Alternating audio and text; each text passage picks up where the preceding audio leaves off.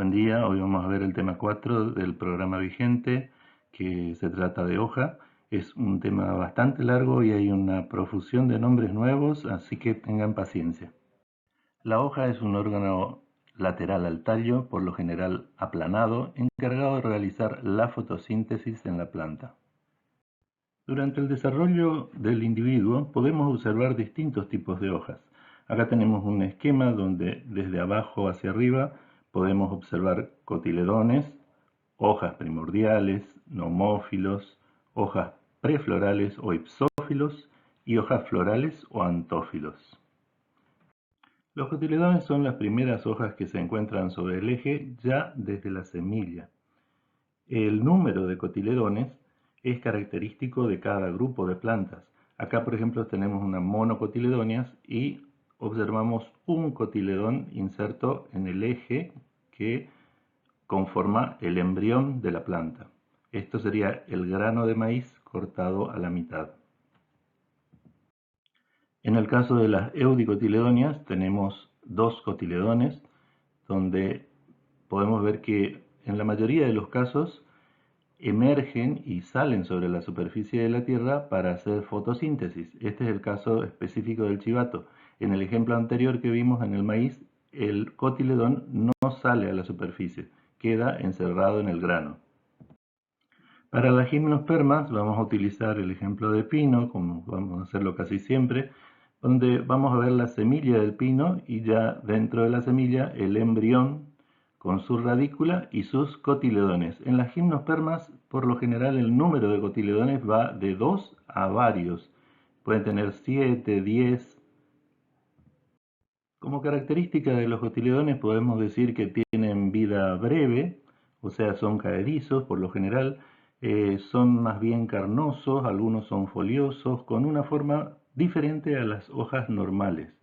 Pero en algunas plantas, como en esta Streptocarpus, es una Gesneriaceae eudicotiledonia, vamos a tener que los dos cotiledones se desarrollan en principio iguales, pero uno continúa su desarrollo y pasa a ser la única hoja que va a tener la planta durante toda su vida. En la axila de ese cotiledón van a salir las inflorescencias. Las hojas primordiales son las primeras que nacen por encima de los cotiledones. Por lo general son más simples, más sencillas y reducidas en su morfología que de las hojas normales. Por encima de las hojas primordiales ya tenemos a los nomófilos. Los nomófilos u hojas normales son las hojas que se forman durante toda la vida de la planta, son características de cada especie y por lo general tienen forma más compleja que las que vimos anteriormente. En algunas plantas conviven hojas de forma y tamaño diferente. Este fenómeno se llama heterofilia. Un ejemplo lo tenemos en nuestro camalote acá, uno de nuestros camalotes, Hijornia azurea, donde las hojas que están sumergidas son acintadas, alargadas, y las hojas que salen a la superficie son más bien elipsoidales y con un pecíolo. Los prófilos o prófilos son las primeras hojas sobre un eje lateral. Acá les puse estos dos esquemitas para que recuerden de la clase pasada. Sobre el tallo teníamos en cada nudo una hoja, que sería la hoja tectriz, y la yema axilar. Eso en un corte a esta altura lo veíamos como el tallo, la hoja tectriz, y en el medio la yema axilar. Los profilos son dorsales en las monocotiledóneas y se sueldan, o sea, quedarían entre el eje, el tallo, y la yema axilar. En el caso de las eudicotiledóneas también son dos, pero no se sueldan y son laterales, o sea, quedan a los lados de la yema axilar. Más arriba en ese eje, después se formarán nomófilos o antófilos. Hojas preflorales. Esto aparece en las hojas preflorales cuando la planta va a pasar a su estado reproductivo.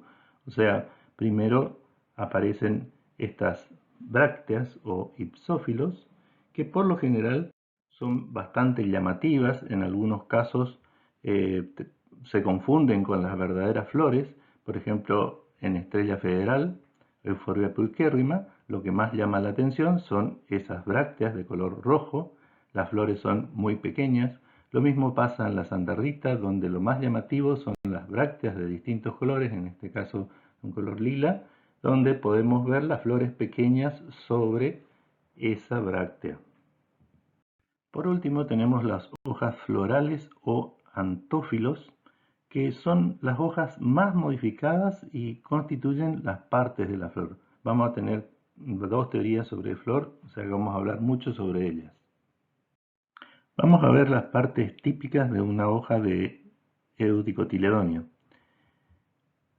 Vamos a comenzar con la lámina, que es la porción extendida, aplanada de la hoja, donde se produce mayormente la fotosíntesis.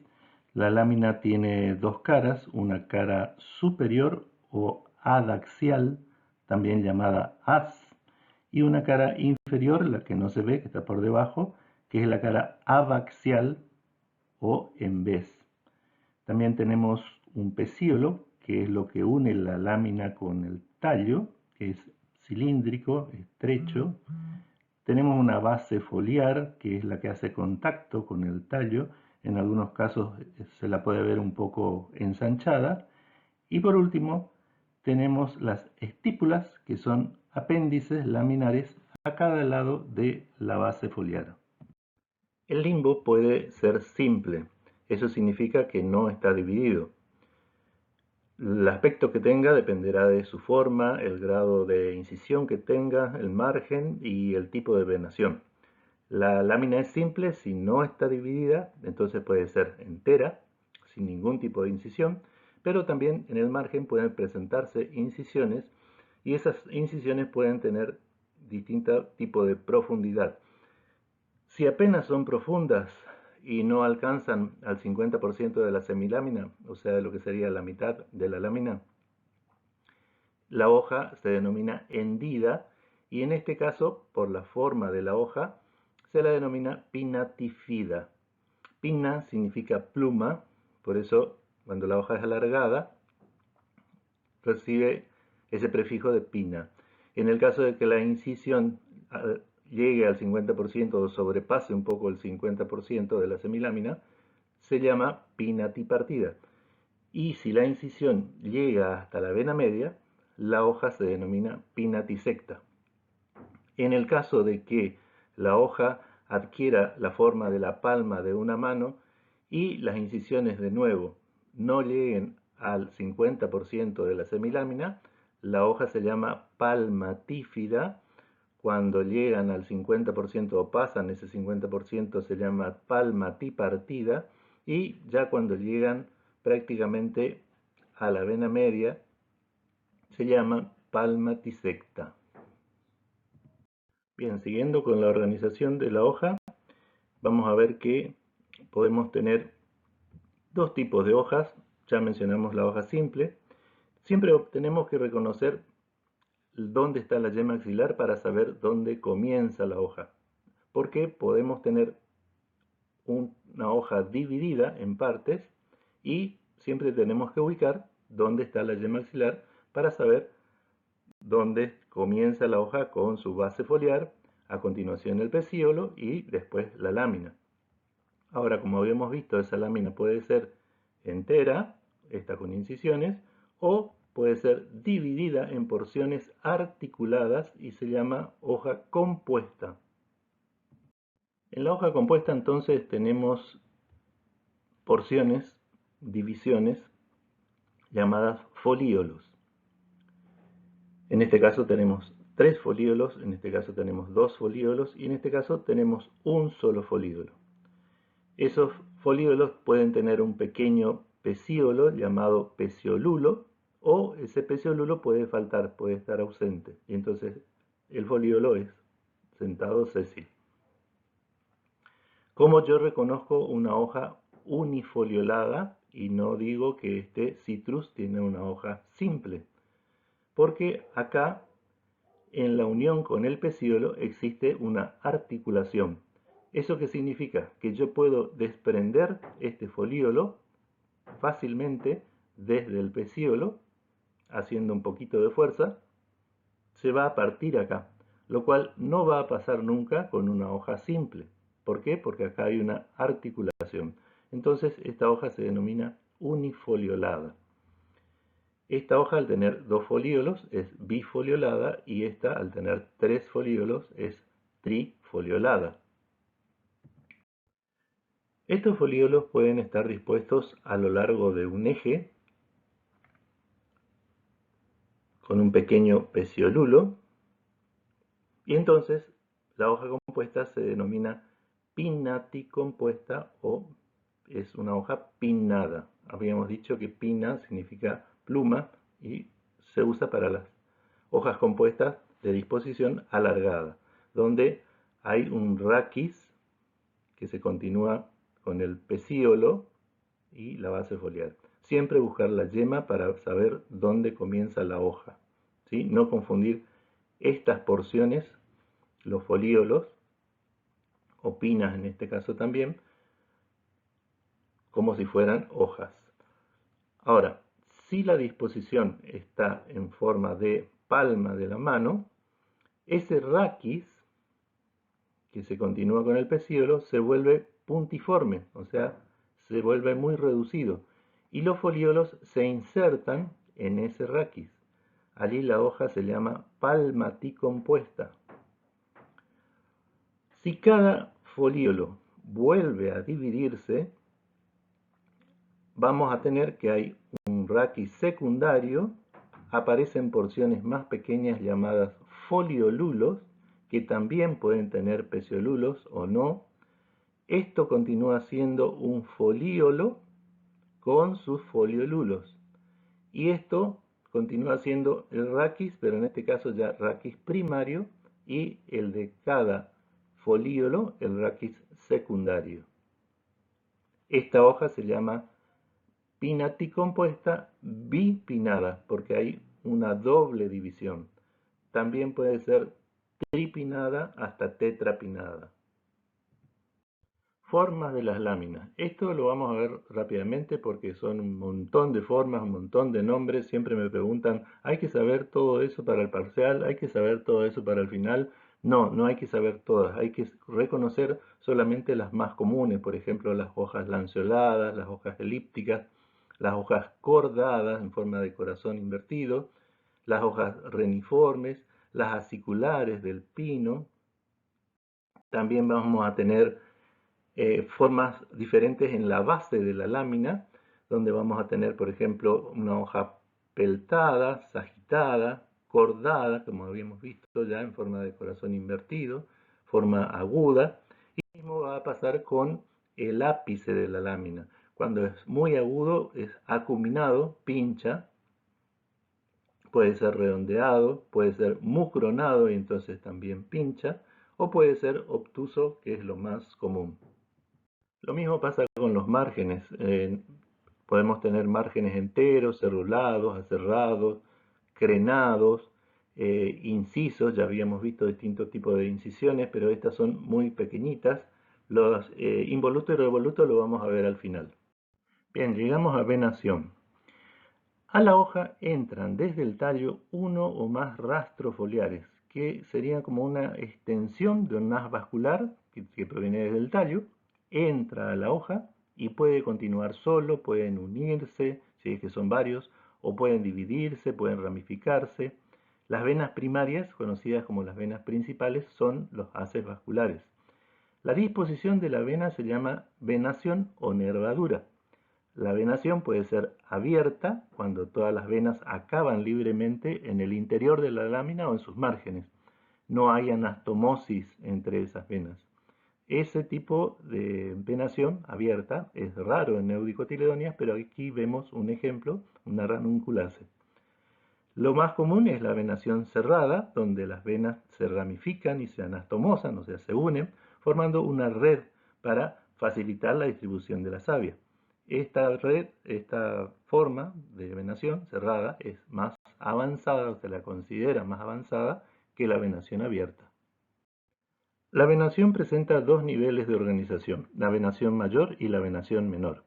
Los tipos de venación mayor dependen de las venas primarias, que pueden ser una sola, entonces una vena media, o pueden ser varias. Las venas secundarias, a su vez, parten de las primarias y el ángulo que forman se llama ángulo de divergencia.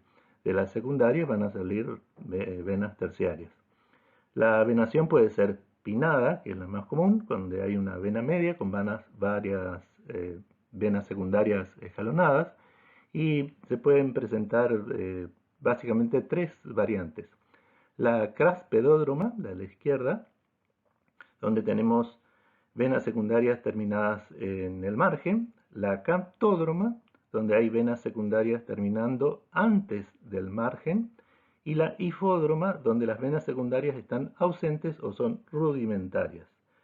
También tenemos paralelódroma, donde hay dos o más venas primarias originándose a cada lado de la base foliar o del pecíolo. Estas corren paralelas y convergen recién en el ápice. La campilódroma, donde hay varias venas primarias que nacen en un mismo punto y convergen también hacia el ápice. Y la cródroma, donde hay dos o más venas primarias que forman arcos y también a veces costillas y también convergen en el ápice. También tenemos la venación actinódroma, donde hay tres o más venas basales que divergen radialmente. La palinactinódroma, donde hay venas primarias divergiendo y ramificándose en ángulos muy abiertos con la vena media. Y pasando a la venación menor, es importante la formación de areolas, como podemos ver en el esquema de la izquierda. La fotografía muestra esas areolas con vénulas en su interior. Esas pueden estar o no, pueden ser simples o pueden ser ramificadas. Cuando la venación es dicotómica abierta, no hay areolas. Ahora pasamos al pecíolo, el cual, como dijimos, normalmente es cilíndrico, estrecho, puede ser alargado, corto. En algunos casos puede ser alado, o sea, con porciones, extensiones a los lados, y en otros casos puede faltar completamente, y entonces la hoja se denomina sésil o sentada. Cuando hay dos hojas sésiles en el mismo nudo, a veces se unen rodeando completamente al tallo. El pecíolo del irupé es cilíndrico, se puede ver acá, es sumergido, se inserta justo en el centro de la lámina, por lo tanto la lámina es peltada. El pecíolo es alargado y puede tener hasta 2 metros de largo. En algunas plantas hay engrosamientos con superficies arrugadas en la base o el ápice del pecíolo, que se llaman pulvinos. Si están en los peciolulos de hojas compuestas, se llaman pulvínulos. Estos pulvinos y pulvínulos están relacionados con las nastias, que son movimientos reversibles de las hojas como respuesta a estímulos y por lo general hacen que la lámina se pliegue. Estos pueden ser estímulos físicos de contacto, por ejemplo la mimosa púdica, que ustedes pueden ver videos en internet, donde la hoja se cierra rápidamente, es una hoja compuesta que se cierra, se pliega rápidamente, o también pueden ser estímulos físicos como por ejemplo la luz. La base foliar es muy variable, puede estar reducida o faltar, puede estar muy marcada, puede ser engrosada, incluso puede llegar a constituir una vaina, lo cual no es común en Eudicotiledóneas. Las estípulas son dos apéndices asociados a la base foliar, hacia ambos lados del pecíolo. Pueden ser libres, de posición lateral, o pueden ser simples, pueden ser compuestos, pequeños, o pueden crecer tanto que llegan a ser similares en dimensión al limbo. En algunos casos pueden faltar, o sea, estar ausentes, son caducas por lo general, pero en otros casos son persistentes. En el género Latyrus, que vemos acá como ejemplo, tenemos dos grandes estípulas y el limbo está reducido solamente a un zarcillo. O sea, acá lo que hace fotosíntesis y crece como si fueran nomófilos, en realidad son las estípulas. En especies de ficus, distintas especies de ficus que tenemos acá cultivadas en la vereda de nuestra ciudad, las estípulas se sueldan para formar un capuchón que protege a los primordios foliares. También en el caso de las rosas tenemos estípulas adnatas al pecíolo, o sea, nacen y se pegan juntitas con el pecíolo, van con él, por eso se llaman adnatas, nacen juntas. O podemos tener estípulas coherentes entre sí, o sea, también se unen, como en el caso de plátanos, y quedan justo entre el tallo y lo que sería la base foliar. Otras también pueden ser concrescentes y opuestas a la hoja, abrazando completamente al tallo. Acá pueden ver el esquema, lo abrazan, por atrás son opuestas las estípulas y abrazan al tallo. O también pueden formar un tubo que encierra por completo al tallo y ese tubo se llama ócrea. Las estípulas también pueden ser interpeciolares cuando se sueldan las estípulas de hojas opuestas, entonces quedan entre pecíolos. Y las estipelas son análogas a las estípulas, pero se encuentran en la base de los folíolos en hojas compuestas. Vamos a ver ahora hojas de monocotiledóneas. Estas son muy variables, pero tienen algunos caracteres comunes. Por lo general son enteras, con la vaina siempre presente. El ejemplo más común es el de las gramíneas, donde acá la tenemos representado por un maíz, una planta de maíz, donde hay un limbo entero, un limbo o una lámina entera, con un haz en vez, alargado, con venación paralela, y se fija al tallo por una vaina que lo abraza. Recuerden que la vaina era una modificación de la base foliar, y esa vaina puede cubrir varios entrenudos. En la unión de la lámina con la vaina puede haber un apéndice laminar llamado lígula. La vena media también es muy notoria y prominente. Otro tipo de hojas de monocotiledóneas presentan pecíolo entre la lámina y la vaina. Puede verse en las aráceas, también puede verse en el camalote, donde en esta especie de camalote hay una porción inflada. Acá tenemos la vaina, el pecíolo está inflado en forma de globo. Y en la amarantase tienen un pulvino en la base de la lámina para que la lámina pueda ponerse erecta en algunas situaciones. Otro tipo de hojas de monocotiledóneas son las hojas equitantes con vaina. En alguna bibliografía van a encontrar solamente como enciformes, pero enciforme significa en forma de espada. El término equitantes significa que la lámina, el limbo, es aplanado, pero ambas caras son verticales. O sea que la lámina está dispuesta en un plano perpendicular al tallo y es dorsal a la vaina. Otro tipo de hoja es la hoja cilíndrica, donde vamos a tener el ejemplo de la cebolla, y acá lo vemos a la cebolla cortada transversalmente, o sea, así, en esta posición, ahí lo vemos mejor, donde ahí salen los famosos aros de cebolla, que son simplemente vainas de reserva, o sea, acá reservan hidratos de carbono, en forma circular, o sea, son vainas perfectamente circulares.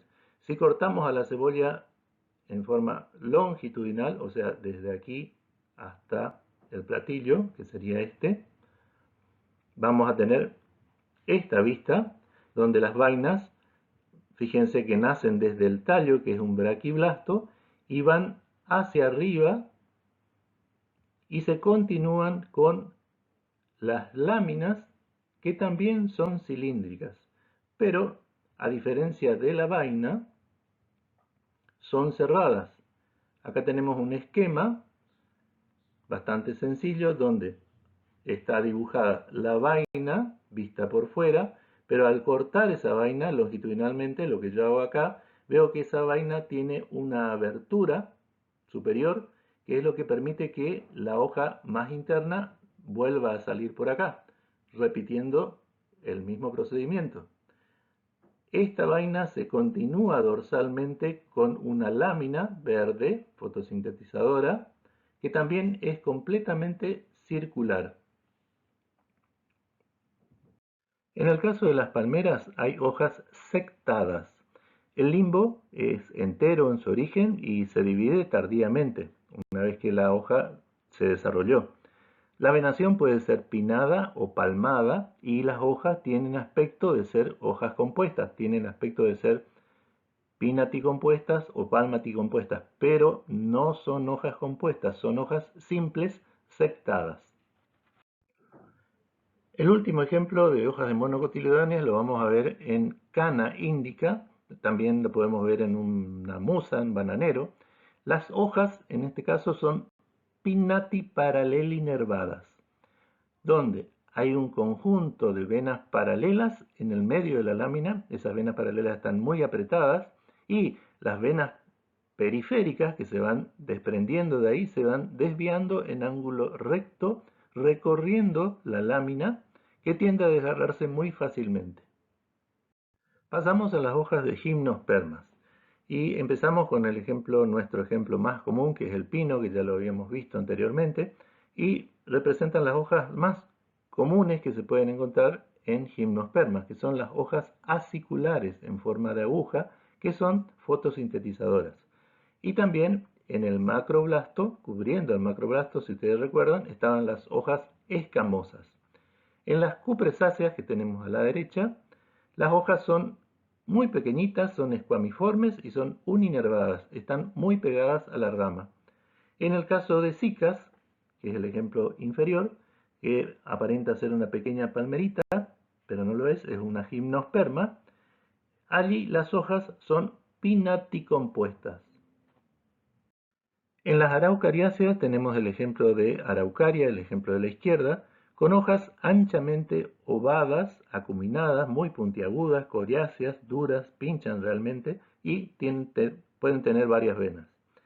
En Ginkgo, el ejemplo de la derecha, las hojas son simples, son pecioladas, flabeliformes, con venación abierta dicotómica.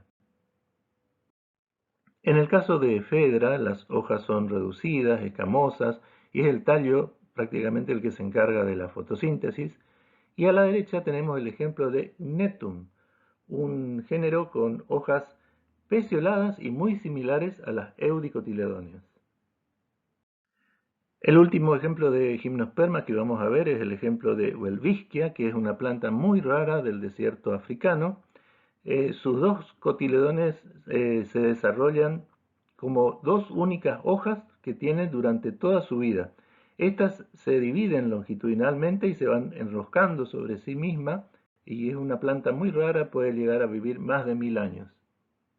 Pasamos a las hojas de las pteridófitas, donde podemos tener los micrófilos, que son hojas pequeñas, características de algunos grupos primitivos como licopodiales, elaginelales, con hojas de pocos milímetros recorridos por una sola vena. Y también podemos tener megáfilos, como su nombre lo dice, hojas grandes, son características de las firicales más conocidas como helechos.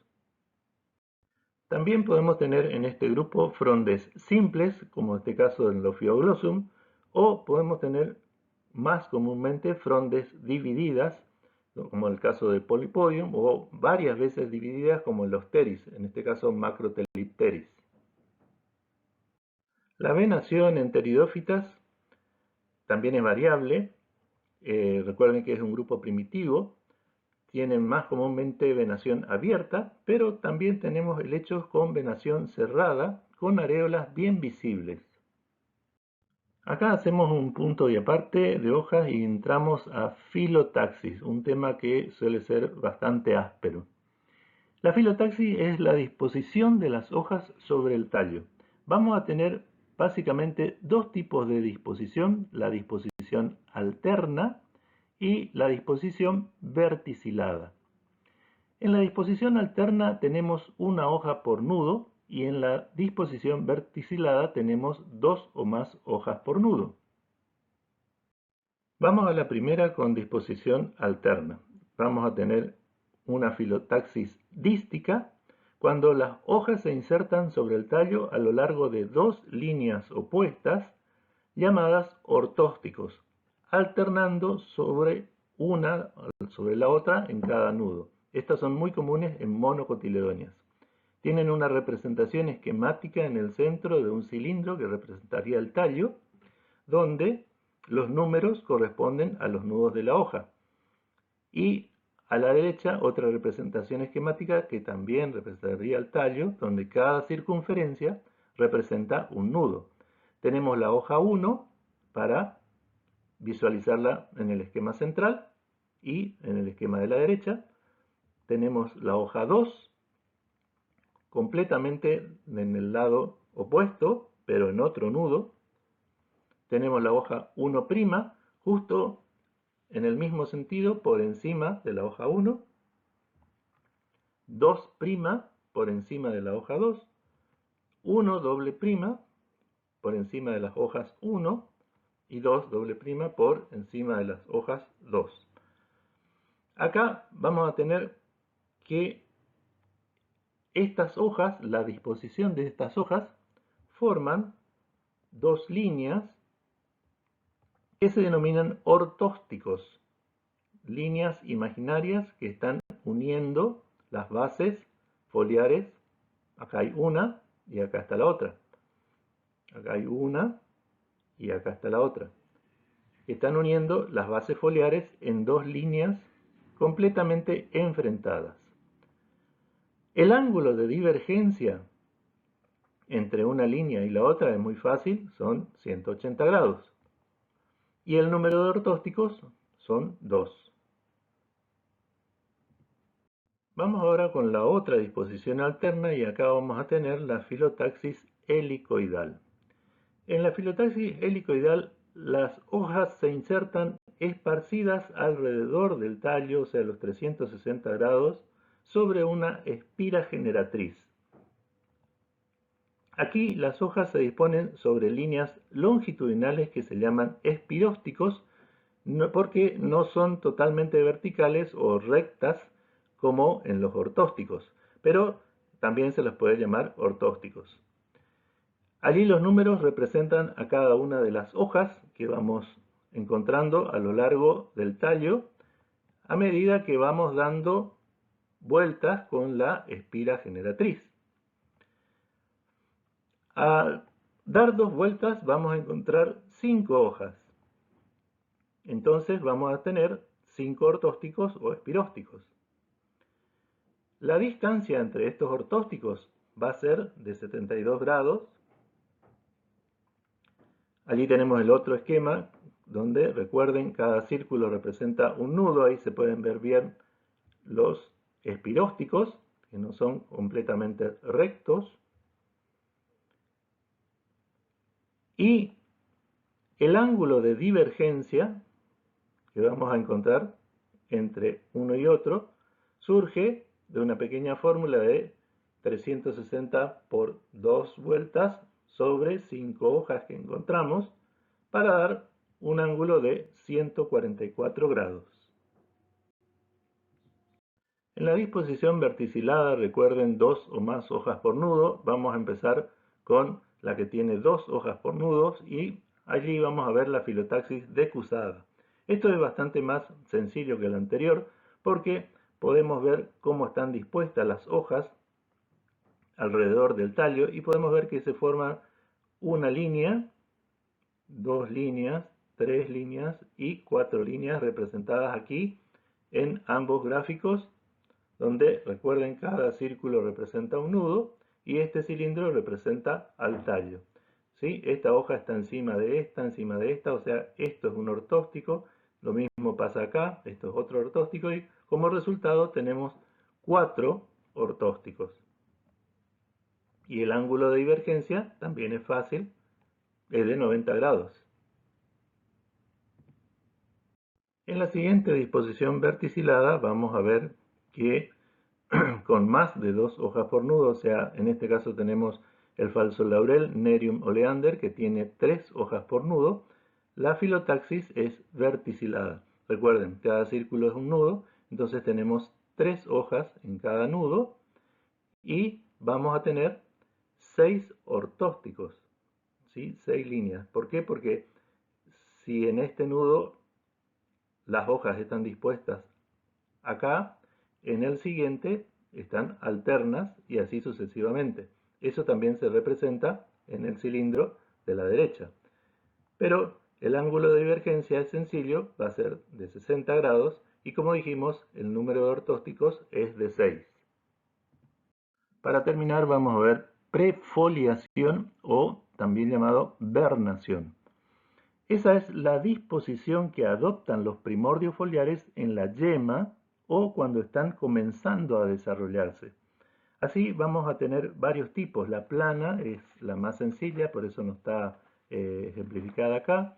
Tenemos la conduplicada, donde el limbo está plegado en dos. La replegada, donde el primordio se dobla como si fuera un abanico. La convoluta, el primordio está enrollado, pero paralelo a la vena media. Tenemos el ejemplo de Axonopus ahí al lado. Tenemos también que la hoja puede ser involuta cuando los márgenes están arrollados hacia el haz, o revoluta cuando los márgenes están arrollados hacia el en vez. La disposición circinada o prefoliación circinada es característica de las pteridófitas. Fíjense que parece una espiral, porque vemos que se enrolla sobre sí mismo desde el ápice hacia la base, y así se va desplegando. La doblada es más sencilla que la anterior, también es similar, el ápice se dobla hacia la base.